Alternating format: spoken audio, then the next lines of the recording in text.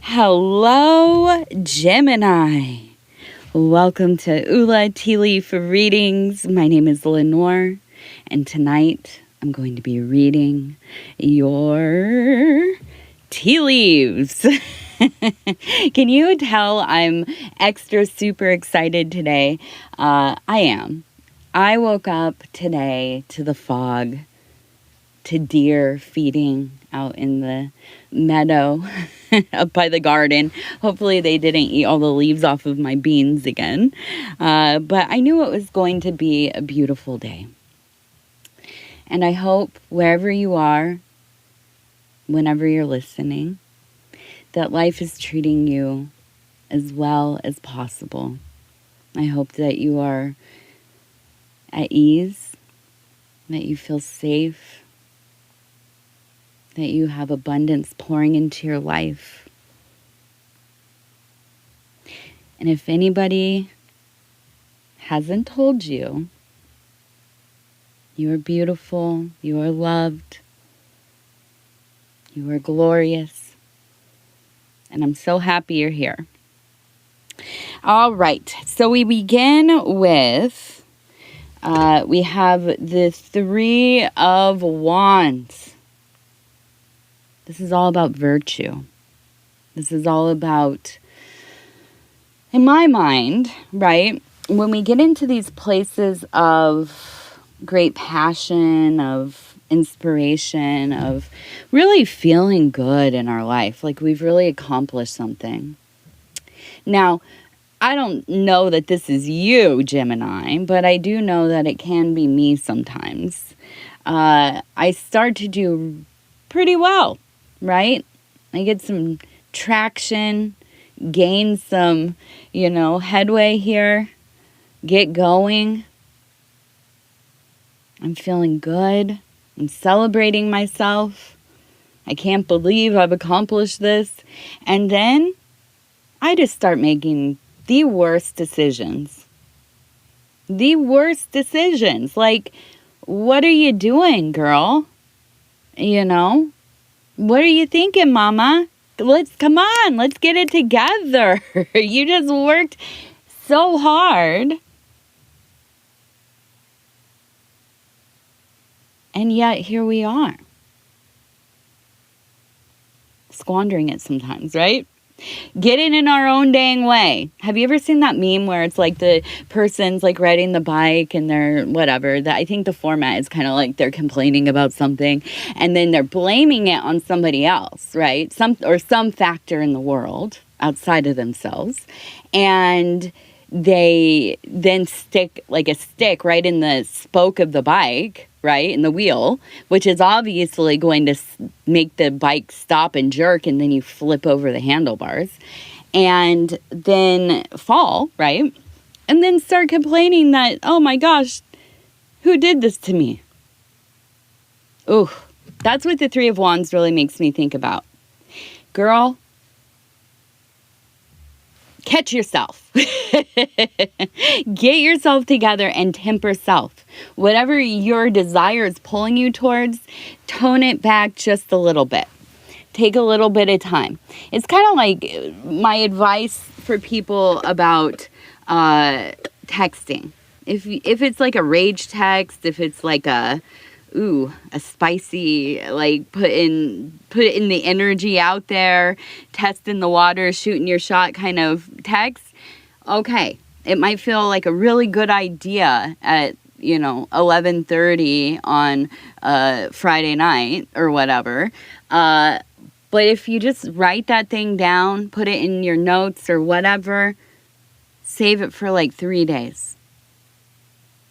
3 days. And then if in 3 days you still want to send that thing, on a Monday, by the way, then go ahead. Same thing with anything in life. Take your time. At least pause for a moment. Slow your roll. Pump the brakes,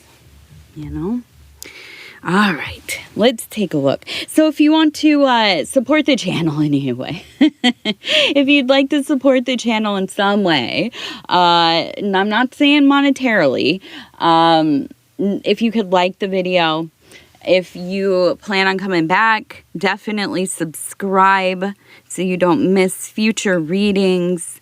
And also, if you want to leave a comment or if you have a prayer request, I would love to pray for you. I would be so honored. And so let's begin here.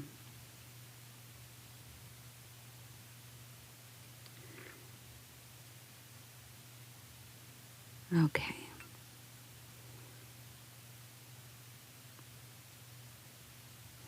Now, we have the elephant, right? It reminds me very much of Ganesh or Ganesh. This is the elephant humanoid deity. He is, obviously like a Vedic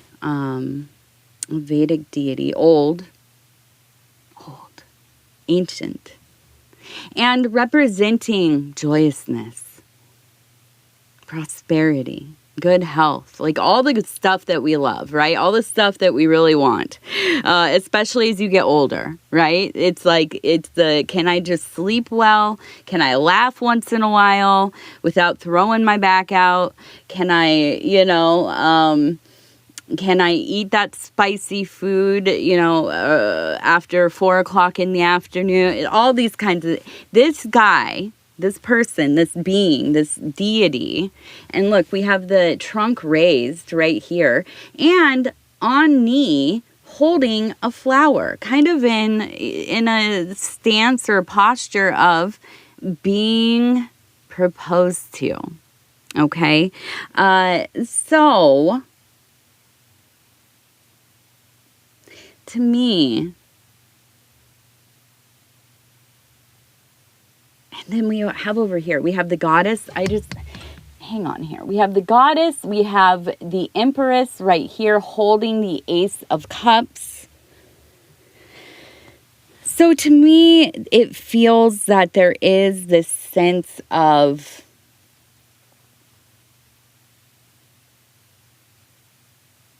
your intuition, that part of yourself that is the High Mother, the High Priestess, the Temple Priestess, the devotee, the beloved, the consort, the anima, the animus, right? Flowing like water. There's a part of yourself that feels so easy and natural. You are almost like an etheric being. Right? I imagine that people tell you that you look very, I don't want to say exotic. I cannot stand when people tell you, oh, you look exotic. What are you mixed with? Like, dude, come on. Not that. It's like you have I imagine it's almost like a cat-like quality. Sharp features that are beautiful and hard to behold. Because every time you kind of look at you, you look different. You have a lot of styles and your face looks different depending on the colors you wear, the feeling that you've had throughout the day. It is absolutely shown on your face and your posture, just the energy you give off, and you look so different depending on how you feel. And I think people have told you this over the years. They're like, gosh, every time I see you, you look so different, right? And part of that, I think, is aesthetic. But I think the other part is that, yes, you are. You're almost kind of like a natural shapeshifter. And I don't mean that in a derogatory way. A shapeshifter gets a lot of guff. So does like the chameleon or somebody that is able to mirror really well. It is almost uncanny, right? It gives you a feeling of being like unsafe, maybe. If somebody cannot perform it, in a way that you don't notice, if the moment that you start to notice, it makes you feel like something's off. You don't have this at all, though. You are naturally just flowing and changing and evolving and, so many things. And so I do feel like in this time, there's a sense of this high priestess meeting this almost kind of inner child energy. Now, it's not the archetype specifically of the inner child, but it is the joyous resonance of a happy, healthy, cared for, paid attention to, cultivated, and thriving inner child. Okay? Smiling, laughing, excited about things, exploring, wanting to fix things when you notice they're broken. Now, I know that this might sound silly, but there are so many times in life, and we might say, no, I always clean up after myself. I always pick up the mess. I keep my closets and my drawers absolutely organized. And when something breaks, I fix it immediately. I'm not an animal, Lenor. I mean, let's get real, though. I mean, sometimes we just let things go because we don't have the time or the bandwidth.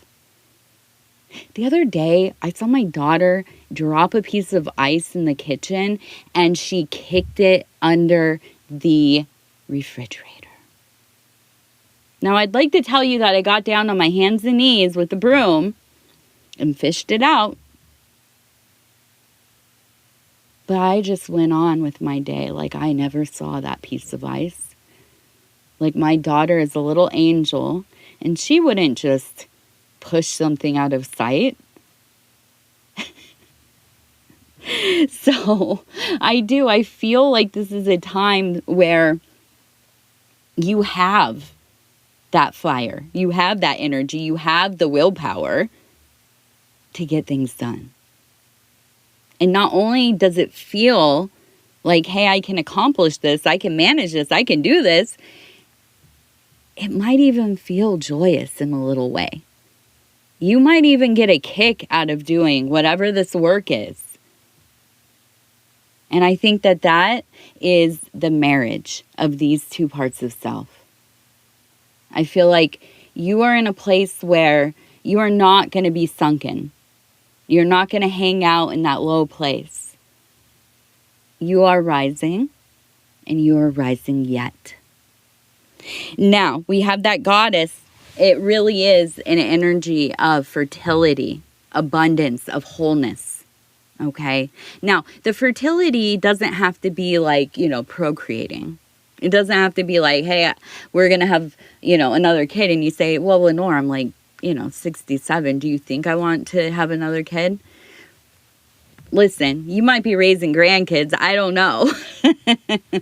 But it doesn't have to be a physical person in the material world. Of course, this could be fertility in creativity, fertility within our work, making money. Maybe you have been vying for position, trying to elevate yourself, which good for you. Climb, keep climbing, don't stop, okay? Keep going, wherever you think you need to go, go. Keep going. You have this, you got this. But I feel like this is coming into a sense of just, pregnant with inspiration, pregnant with true will. Being aligned with your authentic path, with the thing that you are here for. Not all the stuff that kind of surrounds it or distracts it or maybe, upholds the foundation of your life. But no, we're talking like you are on the right path and you know it. Okay, let's see. So it looks like we have the name Gary, Gary. It could be Larry, although with one R, I don't know. Gary, Larry, maybe Harry. I don't see an H. Yeah, so something along these lines. Some variation, possibly. We also have the number 777, so we have good luck. This is a good time for you to be, well, I'm never going to promote betting or anything like that. I don't know anything about it, so I won't promote it. But nor will I, pass judgment, of course. Just, be mindful. Take care of yourself, be moderate. Temperance. It's all about that tempering of self. But now is a good time, right? If you are, you're thinking about, should I buy some like Bitcoin? Should I, I don't know how people are investing their money besides, I know a little bit about stocks, a lot about, I don't know, investing your money in books. That's a great investment. Books. Maybe art, one day I'd like to own a few pieces of art. But yeah, it's a good time. I think that this is a time where luck is really in your life. I feel like the potential for fully manifesting is coming along. But I don't think that this is necessarily the time to go into trying to complete the process of manifesting, but I think gaining the resources right now. So you're in the getting ready to do the thing phase. You're gathering. You're hunting, you're gathering, and I think luck is really going to smile upon you. Okay? Now,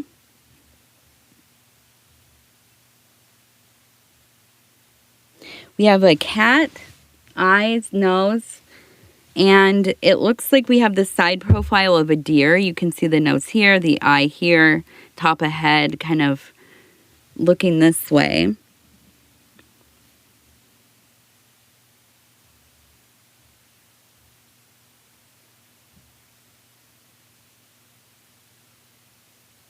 We have a person walking with a candle right here. Here's the candle. So we have a kind of hermit energy. So maybe I feel like you maybe are going into, and the cat really is all about independence, kind of doing your own thing, following your own intuition and instincts rather than stopping to gain information from other people, asking their advice, their opinion, all of that. Nah, you are doing your thing. You know what you want to do. I think it's just really about taking the full leap of faith to just do that, right? I keep seeing little video titles and stuff in my recommends here on YouTube.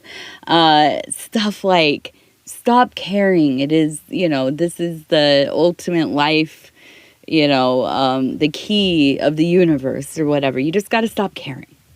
Which, yeah, that would be great. I would love that. I would love if I just did not care and I just did me. I was just, out here eking it out, doing my thing, fully in the full energy, not caring.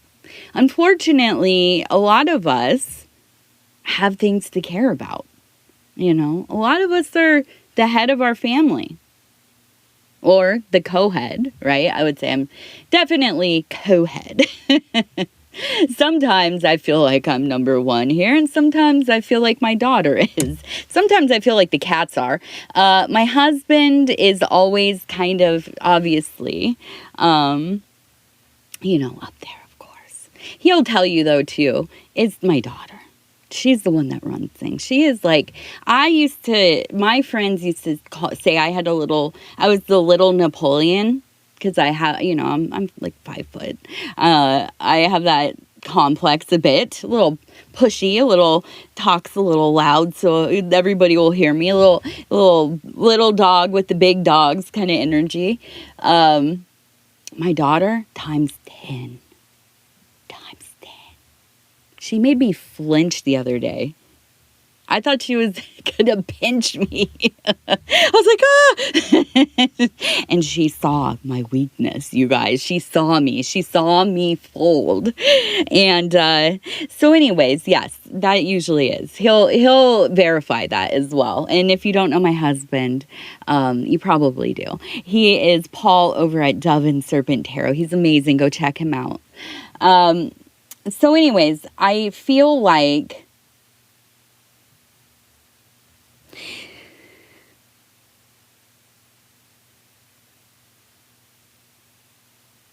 I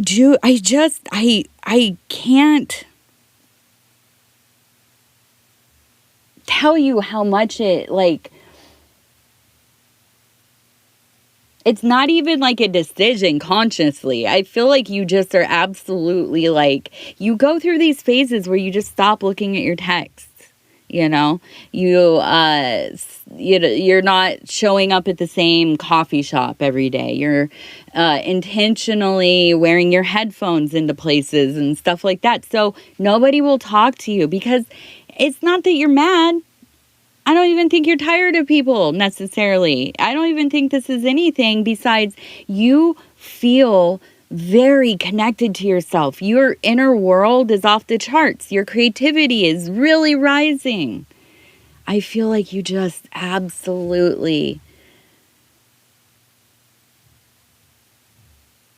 you're swimming in the essence, right? I feel like it's like you're plugged in. There are patterns, there are synchronicities, repeating numbers, magical words, and moments that just seem like, is this a glitch? Is the Matrix glitching? It feels beautiful.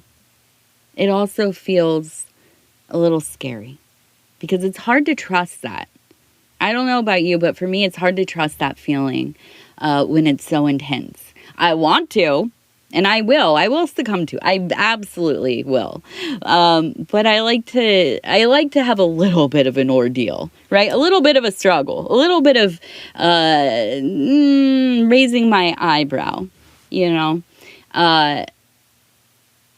Recently I saw a video and then I was reading about it for like 2 days on and off, about maladaptive daydreaming. And I was like, I don't know that I'm like to the point where it like, you know, really harms my life. Although I do have time blindness sometimes. But what maladaptive daydreaming is, it's people who will daydream for like hours.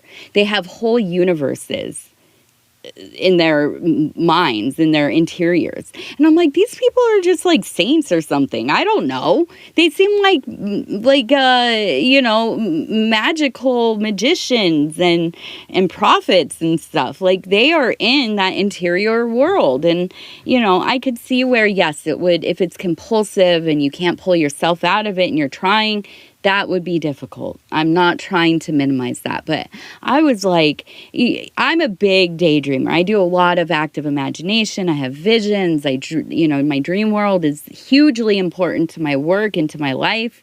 And, you know, so to me, I would like to dial it up a little bit, but, you know, there are people, and this is what I found out, or I'm finding out, there are a lot of people that do not contemplate, they do not have like interior visual experiences. They maybe don't have an internal dialogue or monologue, you know, and these are all things you can look up. I know it's a lot of random big words that, you know, whatever. I've had to look it all up, okay? But yeah, I think that you are going into a time where you're like absolutely immersed in this. And that's why there's the cat and the deer. The deer is a sacred symbol of a spiritual event happening in our life that is potent. Okay, potent.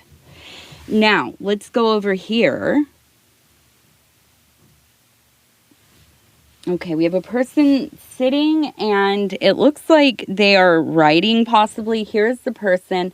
Here are the mountains. They're writing or reading or meditating. We have a bird that is also perched, looking out over the mountain range.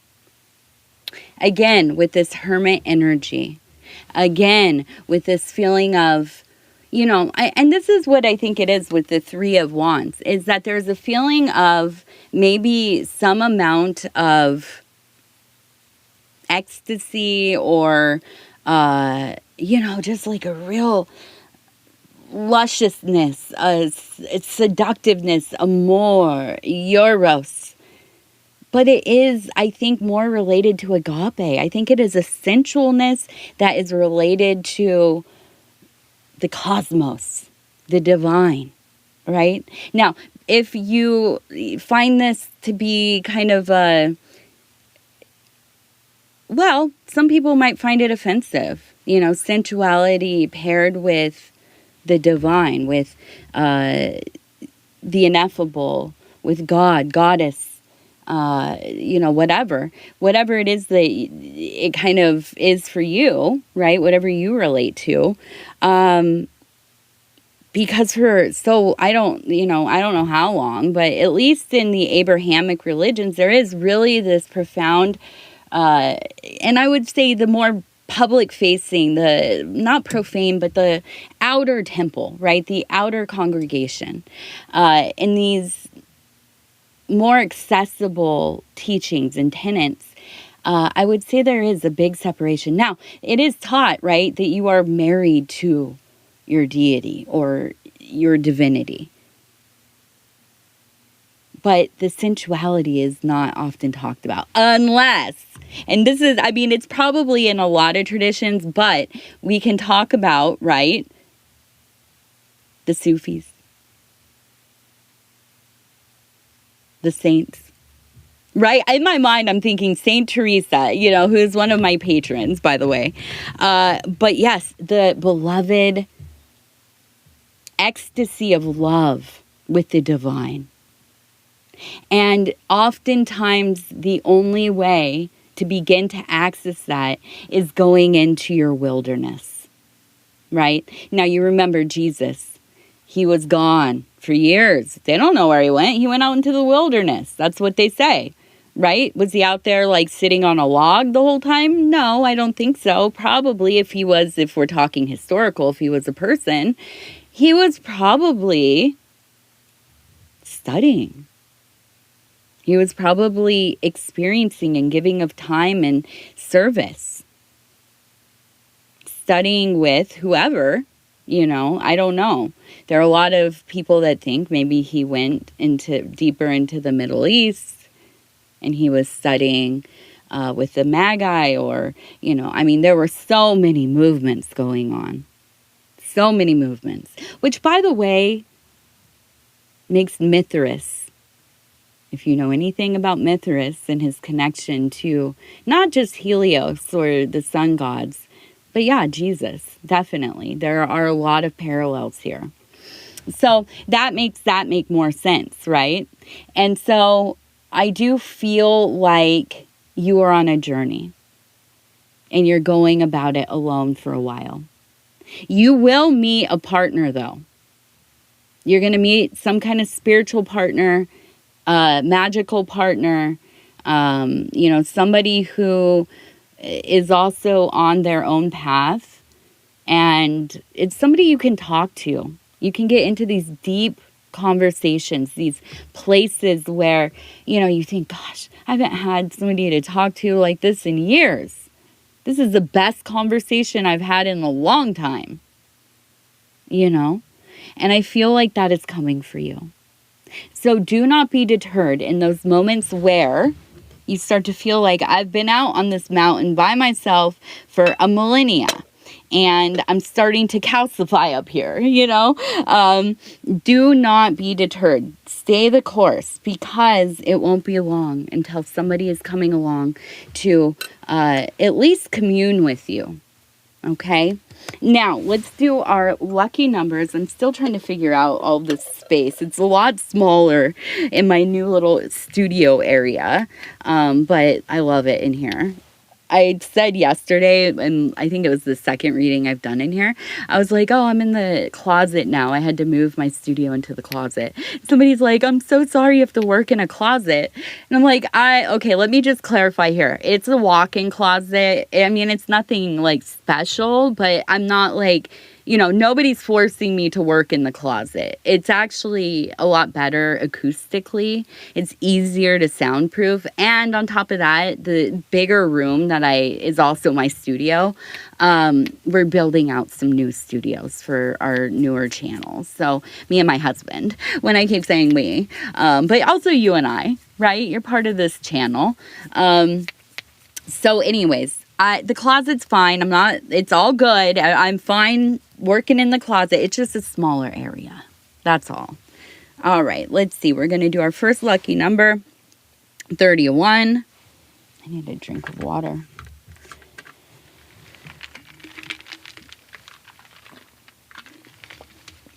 Oh my goodness. Number 7. Okay, I'm not going to grab it. 79. It's always my instinct to, no, do it in there. No.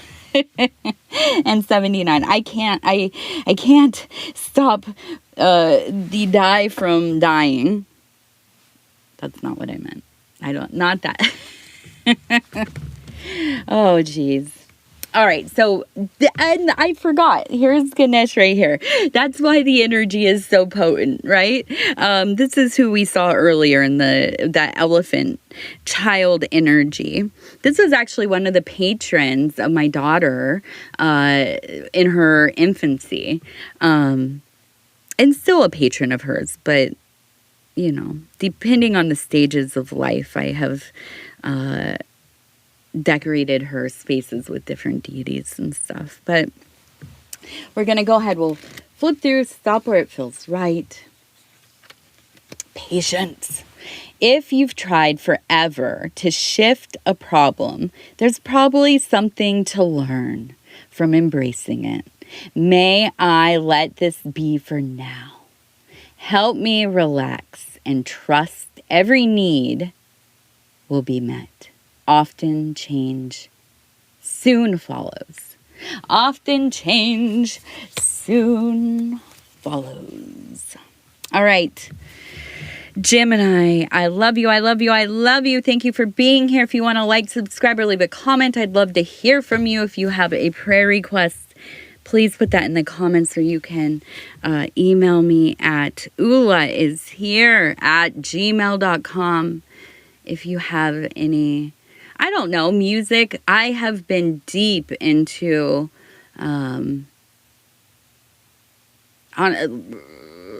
Slavic hip hop lately, and Slavic trap music. Really, I don't know. Their production level is amazing. And if you know me, I am super into music. And I am one of those people who say, I like all kinds of music. And I really do. I can't think of very many genres that I'm like, nah, absolutely not. But yeah, if you have any music, I'm starting to ramp up to my autumn phase. I'm going to start working on my next playlists pretty soon. I'm one of those crate digger, playlist making people. All right. Anyways, I love you. If you have any advices, let me know. Take care of yourself. We'll talk soon. Good night.